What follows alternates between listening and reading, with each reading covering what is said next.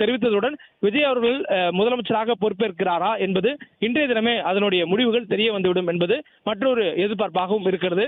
அதே நேரத்தில் அவர் தற்பொழுது முதலமைச்சராக பதவியேற்பதற்கான முயற்சிகளை மேற்கொண்டிருக்கக்கூடிய சூழல்ல அவருக்கு வழக்கமாக தமிழ்நாட்டில் முதலமைச்சராக பொறுப்பேற்கக்கூடிய இருக்கிறவர்களுக்கும் அதே போன்று சட்டத்தின்பால் அவர்களுக்கான பாதுகாப்பு கொடுப்பதற்கான அனைத்து ஏற்பாடுகளையும் தமிழக காவல்துறை மேற்கொண்டிருக்கிறார்கள்.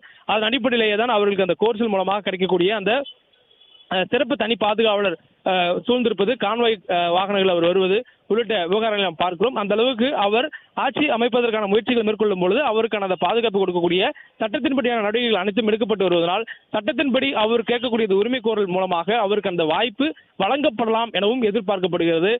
தமிழக ஆளுநர் என்ற முழு பொறுப்பு இல்லாததால் கேரளாவினுடைய ஆளுநர் தமிழ்நாட்டிற்கு பொறுப்பு ஆளுநராக பதவி வகித்து வருகிறார். ராஜேந்திர அர்லோகர் விஸ்வநாத் அர்லோகர் அவர்கள் தமிழக பொறுப்பு ஆளுநராக இருக்கக்கூடிய சூழல்ல அவர் எடுக்கக்கூடிய முடிவுகள் என்ன என்பது தொடர்பான ஒரு பெரிய எதிர்பார்ப்புகளும் இருக்கின்றன. அதே நேரத்தில் தமிழக வெற்றி கழகம் தங்களுக்கான ஆதரவை எவ்வாறு நிரூபிக்க இருக்கிறார்கள் என்ற ஒரு எதிர்பார்ப்பும் இருக்கிறது. ஏனெனில் தமிழகத்தில் தற்போது இருக்கக்கூடிய சூழல்ல அதிமுக கூட்டணி மற்றும் திமுக கூட்டணி என இரண்டு கூட்டணியில் இருக்கக்கூடிய கட்சிகளிலிருந்து மட்டும்தான் தமிழக வெற்றி கழகம் ஆதரவை கோர முடியும். ஏனெனில் 4 முனை போட்டியாக தமிழகத்தில் இந்த கடந்த சட்டமன்ற தேர்தல் இருந்தாலும் அதில் ஒரு முனை என சொல்லக்கூடிய நாம் தமிழர் கட்சிக்கு எந்த ஒரு சட்டமன்ற உறுப்பினர்களையும் இந்த முறை தமிழக மக்கள் கொடுக்கவில்லை. அதே நேரத்தில் அதிமுக கூட்டணியில பாஜக அங்கம் வைத்திருக்கிறார்கள், அவர்களுக்கு ஒரு இடங்கள் கிடைக்கப்பட்டிருக்கிறது. அமமுக அங்கம் வைத்திருக்கிறார்கள், அவர்களுக்கு ஒரு இடம் கிடைக்கப்பட்டிருக்கிறது. அதே போன்று பாமக இடம் பெற்றிருக்கிறார்கள், அவர்களுக்கு 4 சட்டமன்ற உறுப்பினர்கள் கிடைக்கப்பட்டிருக்கிறார்கள். அதிமுகவுடைய எண்ணிக்கையை நாம் பார்த்திருக்கிறோம். அதே போன்று திமுக கூட்டணியில திமுக சின்னம் இன்றி தனி சின்னத்தில் போட்டியிடக்கூடிய கட்சிகள் இந்திய யூனியன் முஸ்லீம் லீக், அதே போன்று இடதுசாரிகள் கட்சியாக இருக்கக்கூடிய இந்திய கம்யூனிஸ்ட் கட்சி, அதே போன்று மார்க்சிஸ்ட் கம்யூனிஸ்ட் கட்சி, விடுதலை சிறுத்தைகள் கட்சி உள்ளிட்ட கட்சிகள் இருக்கின்றன. இந்த கட்சிகள் தங்களுடைய சொந்த சின்னத்தில் போட்டிட்டு இருக்கக்கூடிய கட்சிகள். காங்கிரஸ் கட்சியும் இந்த கூட்டணியில 28 இடங்களை போட்டிட்டு 5 இடங்களை வென்றிருக்கிறார்கள். இந்த கட்சிகளிலிருந்து மட்டும்தான், அதே போன்று திமுக ஆகிய இந்த கட்சிகளிலிருந்து மட்டும்தான் சட்டமன்ற உறுப்பினருடைய ஆதரவு கிடைக்கப்பெறும் என்ற சூழல் நமக்கு சின்னமாக தெரிகிறது.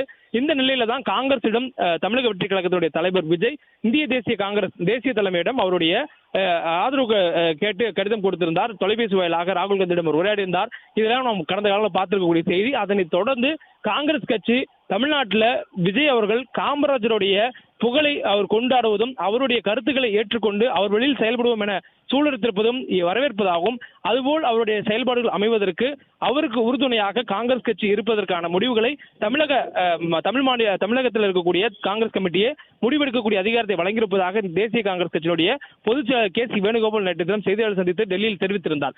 அதே நேரத்தில் இன்றைய தினம் தமிழ்நாடு காங்கிரஸ் கமிட்டி, அதேபோன்று தமிழக காங்கிரஸ் கமிட்டியுடைய மேலிட பொறுப்பாளர் கிறிஸ் தொடர்கள் உள்ளிட்டவர்களெல்லாம் கூடி எடுத்திருக்கக்கூடிய முடிவு விஜய் அவர்களுக்கு நிபந்தனையுடன் கூடிய ஆதரவை கொடுத்திருக்கிறார்கள். அந்த நிபந்தனை என்பது ஆட்சி அதிகாரத்தில் பங்கு என்பது மட்டுமின்றி இந்த கூட்டணி எந்த சூழலும் வகுப்புவாத சக்திகளுடன் உடன் போகாது, அவர்களுக்கு சார்பாக இருக்காது, அந்த தொடர்புகளில் இருந்து தள்ளி இருக்கும் என்ற உத்தரவாதத்தை கோரிதான் அந்த நிபந்தனையுடன் தான் தமிழக வெற்றி கழகத்திற்கு காங்கிரஸ் தங்களுடைய ஆதரவை கொடுத்திருக்கிறார்கள்.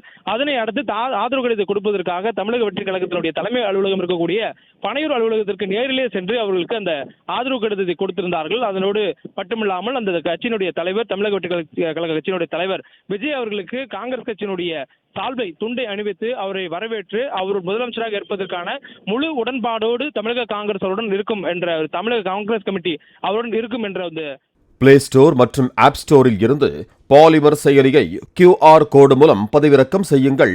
செய்திகளை உடனுக்குடன் பெறுங்கள்.